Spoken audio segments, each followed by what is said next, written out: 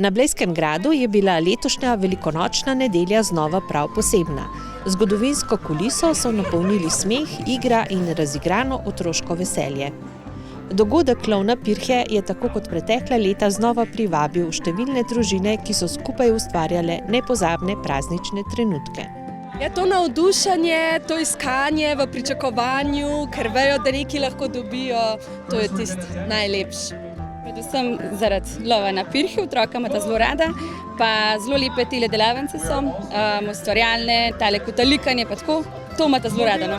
Vsak let se udeležimo tudi tega dogodka.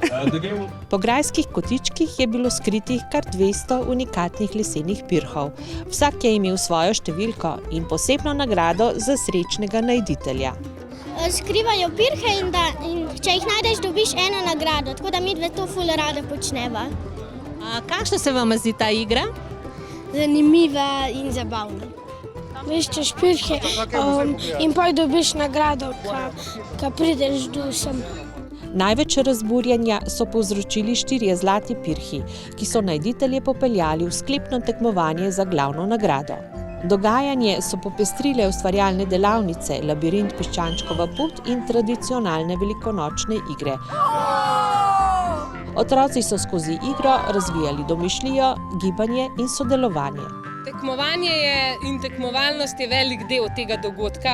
Otroci čakajo ob 11:00 zbrani, da lahko tečejo in nabirajo jajca, iščejo vsak svojega in res mrgoli cel grad otrok, vzdušja pozitivnega in je res nekaj posebnega. Lov na pirhe na Blejskem gradu ostaja dogodek, kjer se prepletajo tradicija, igra in skupni trenutki.